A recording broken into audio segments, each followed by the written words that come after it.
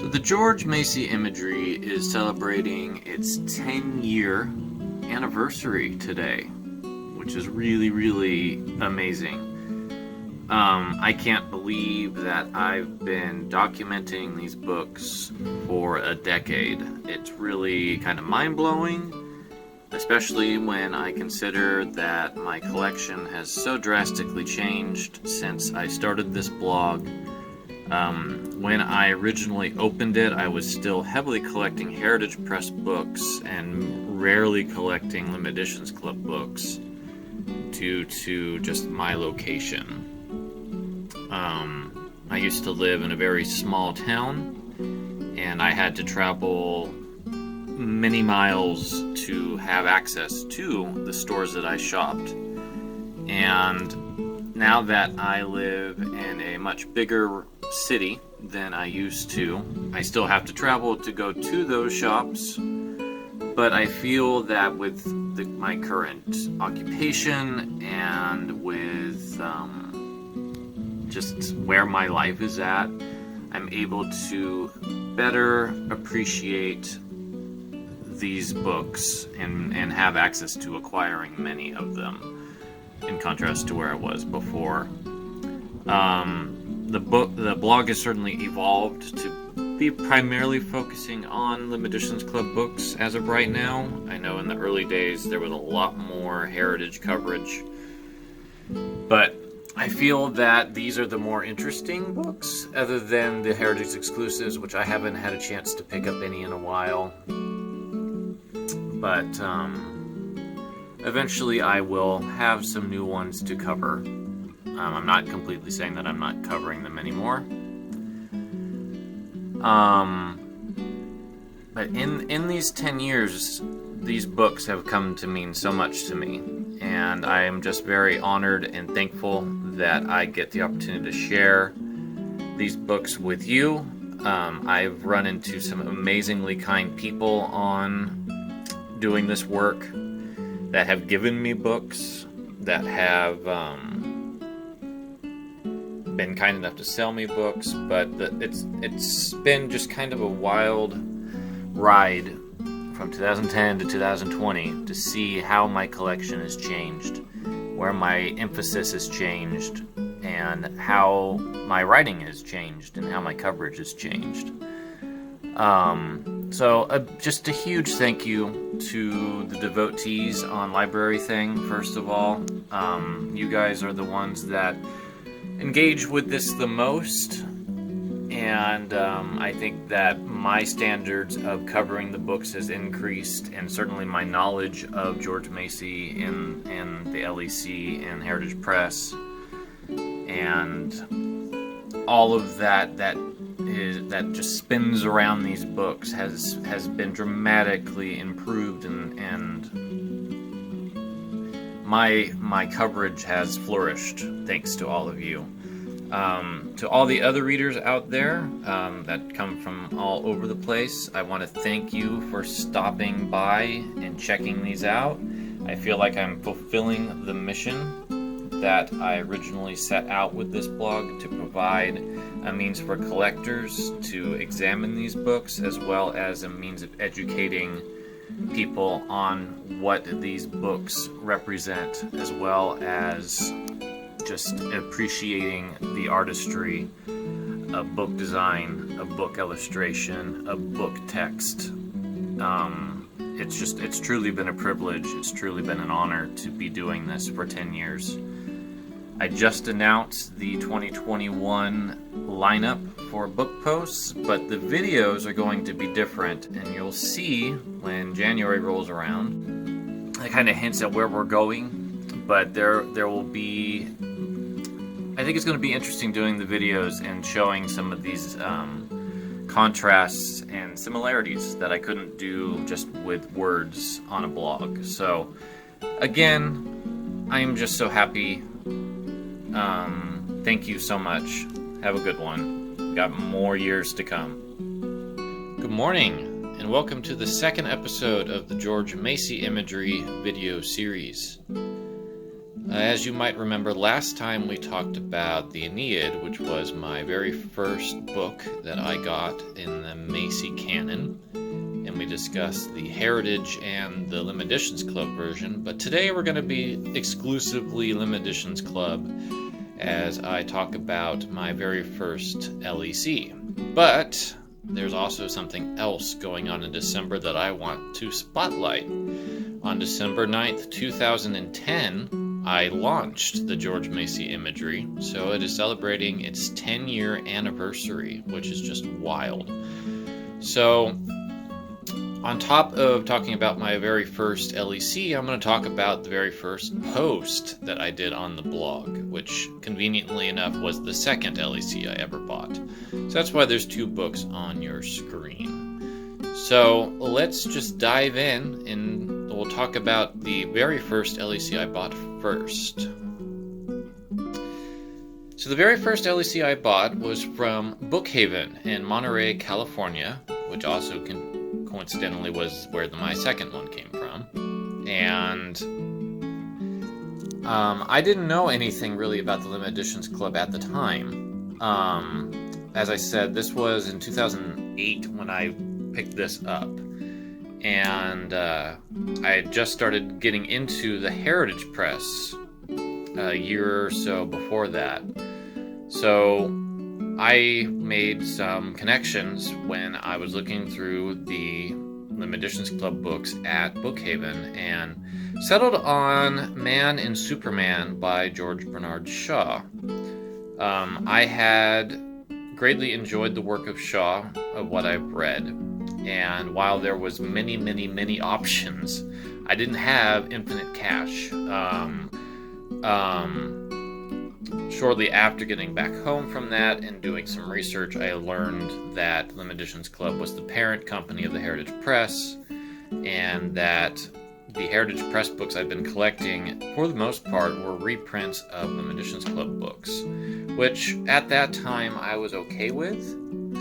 I didn't really have any major issues exploring Heritage Press book reprints, but as I've gotten older and deeper into collecting, I've pushed out most Heritage Press books that are reprints, and I'm only focusing on exclusives or ones that are just really hard to come by.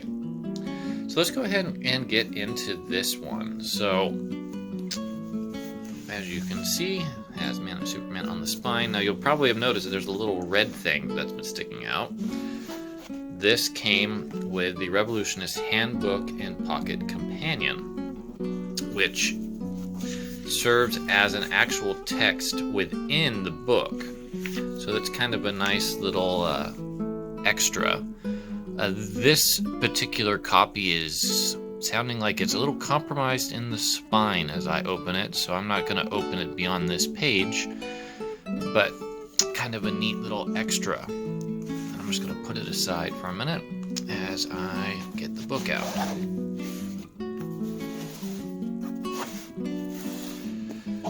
Alright, so Man and Superman has a pretty distinctive binding. Let's get a little bit better focus on it, and we can zoom in so we can look at the detail. The illustrator on this one is Charles Mosley, and I'm going to have to remind myself who was the designer by checking the colophon once we get to that point. And here's the spine, and then the back is just a reprint of the same image. I'm going to zoom out just a tad while I flip pages, because I did have some concerns about the volume of the pages turning. So the front and back end papers have really nice little images of the theater element, as this is a play. This one has, I'm going to assume, Shaw. It just looks like Shaw to me from the back. It could be a character in the play. And then we've got a few pages, and then this is such a cool title page because it's printed on this special paper. So I'm going to zoom in just a tad here. This is such a distinct title page. There's not any others that I've come across yet that have this type of print on special paper for the title page. So it really struck me at the time. I really liked it. And then we've got some content. And then, so Mosley did these drawings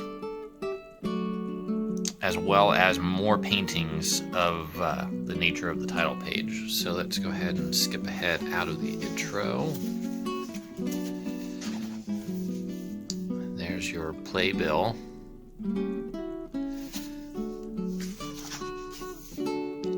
There is the foreword. So the first foreword was from Shaw. This is from Lewis Kesson.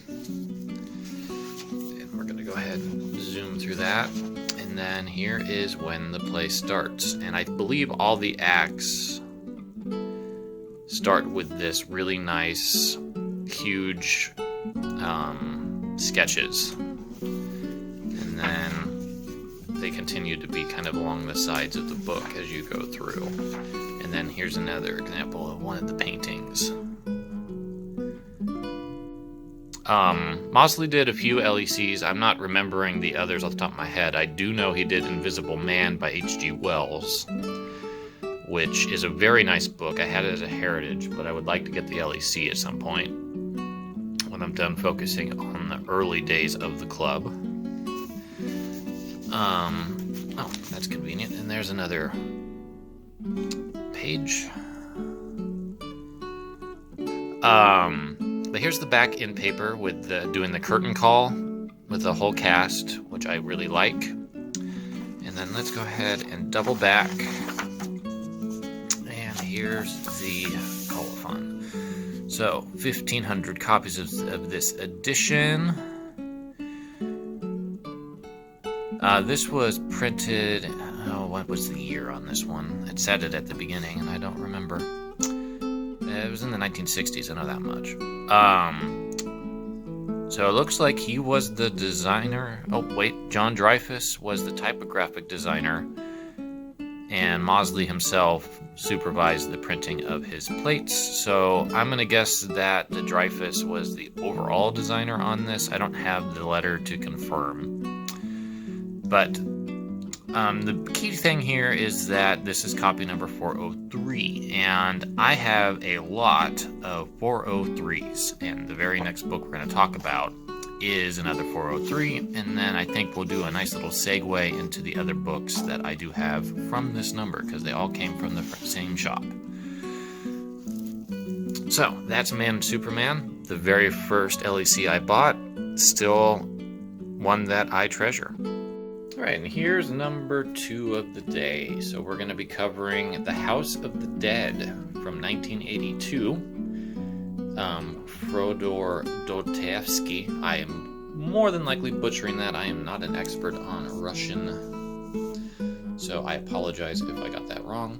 But this is one of Sidney Shrift's books that he did when he owned the club from 1979 till his death in 2010. This was in the early phases of his ownership, so there was still 2,000 copies of this one made. And it's not too out there in terms of the author. I mean, there was a bunch of Dostoevsky editions printed by both the Heritage Press and the Limited Editions Club. But this one is really nice, and it introduced me to my favorite illustrator in the entire Macy canon. So let's just go ahead and pull it out of here. So first, here's the spine, House of the Dead, and copper. Now you'll notice that with the spine, that copper's gone. The sad thing about the majority of my 403s is that the previous owner had them shelved spine out in the sun. So a lot of them got faded. Man and Superman is one that didn't get too badly affected, but a lot of the other ones did, as we'll see when I get to that.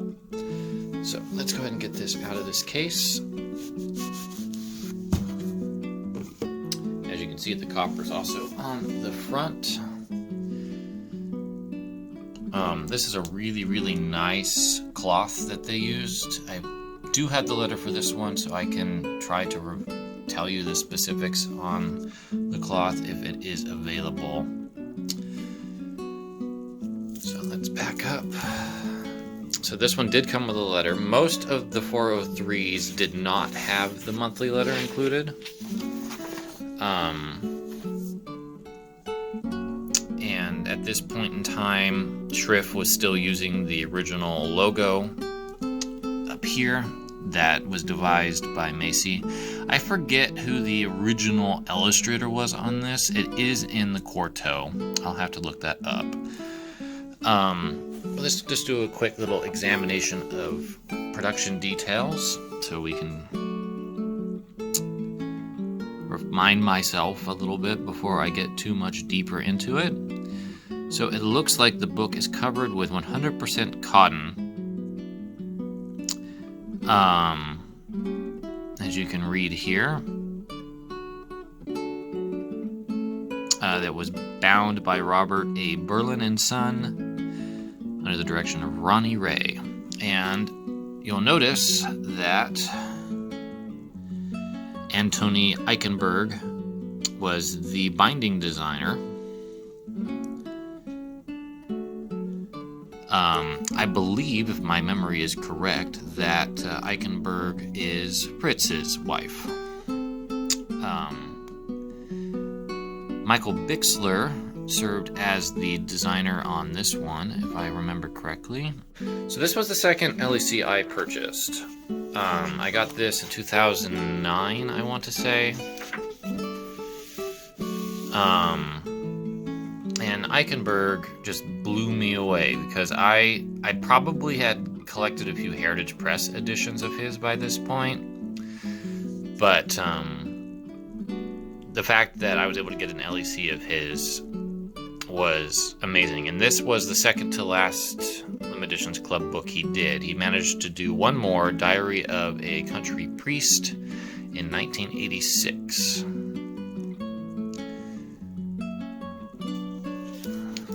And so we'll kind of flip through this briefly.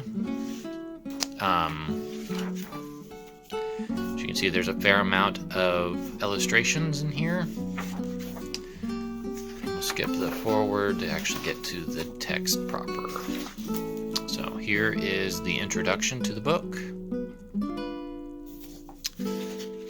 And let me find at least one more illustration. So there's chapter 1, there we go.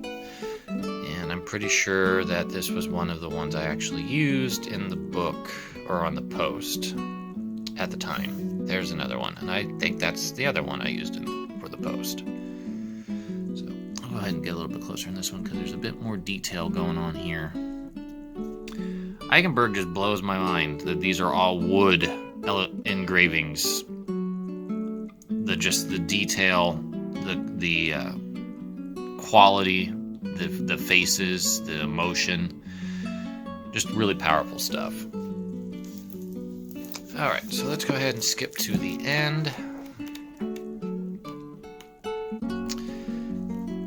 And here is the colophon. So as you can see, 2,000 copies were printed, designed and set in monotype Dante by Michael and Winifred Bixler.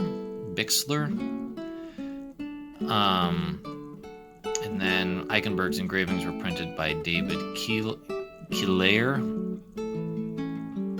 Binding cloth was woven in France and was designed by Antony Eichenberg, which is not mentioned here. Eichenberg did sign this as well as Bixler, and this is copy number 403. Alright, so I have assembled all of the 403s I have gotten from Bookhaven and Old Capitol Books. So let me just give a brief explanation why I'm referring to it as two different stores, and then I'll talk about the books themselves. So Bookhaven was the store that I discovered in 2008. They were located in Monterey, downtown. About 2013, I do have a eulogy on my blog for them. They sold their business to another gentleman in Monterey who renamed it Old Capitol Books and basically took over the entire stock, including what limited editions club books there still were. As you can see, I put a pretty decent dent on that inventory. Old Capitol Books is still open, still operating. It's under a different set of owners now than it was from the original person who took over the store. But really enjoy that place. It's a great shop. There's not too many limited editions club books left, and they're almost all in the late 60s, 70s period, which is not really my area of interest at the moment. But they're a really cool shop. Definitely worth checking out. So let's go ahead and look at these a little bit closer. So this really decadent one here is Three Men and a Boat. This big tall one here is Bligh's Journals. So William Bligh, the sailor, I can't remember exactly what his thing was, but its official title is A Voyage in the Seven Seas. This one here is Henry James's Portrait of a Lady, and this is Booth Tarkington's Monsieur Beauclerc, and I'm probably butchering that. I again apologize. Up here we've got Aristophanes' The Birds, and then we've got Barchester Towers by Anthony Trollope. Interesting thing about this one before I move on is that there was 2 editions of this at Bookhaven, and they had different binding cloth or different binding paper. But I ended up with the 403, oddly enough. And then this is Far from the Madding Crowd by Thomas Hardy. This one did come with the print, which is hanging out under the sand glass. Yeah, so there it is. It was in paper. I can zoom in. It's upside down, but I don't really like moving it because it is a very delicate paper. And then we've got, I'm trying to remember how to pronounce the author of the Orestia, Achilles. I guess we'll open this one up. Aeschylus. There we go. I knew it. I knew it. If I saw it, I would get it right. And the last one we didn't see earlier was the Memoirs of Saint Simon, which was 2 volumes. And then, of course, House of the Dead and Man Superman. So, these are the biggest set of a collection that I have, all from the same limitation number. So there's 1, 2, 3, 4, 5, 6, 7, 8, 9, 10, 11 total, which is not too shabby.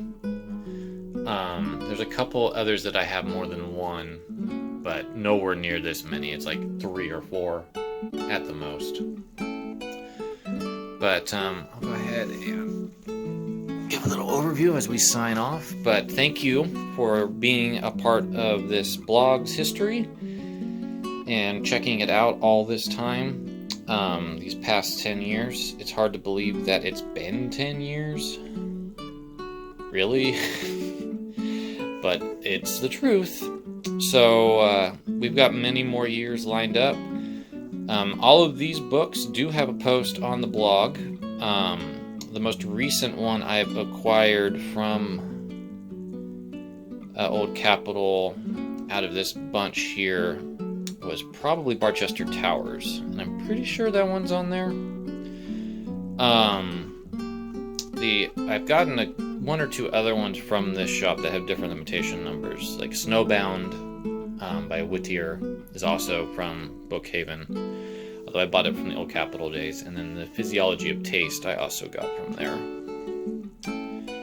But you can check out all of these on the blog, and I just want to say thank you again for being a part of this community and for checking out this video. I hope that you enjoyed the look into Man, Superman, House of the Dead, and seeing all of these cool books that came from the same collection. Until next time, I'll see you in January. It'll be my birthday month, so I think I'm going to pick something that I really, really, really, really love to share with you. Look forward to it. Have a good one.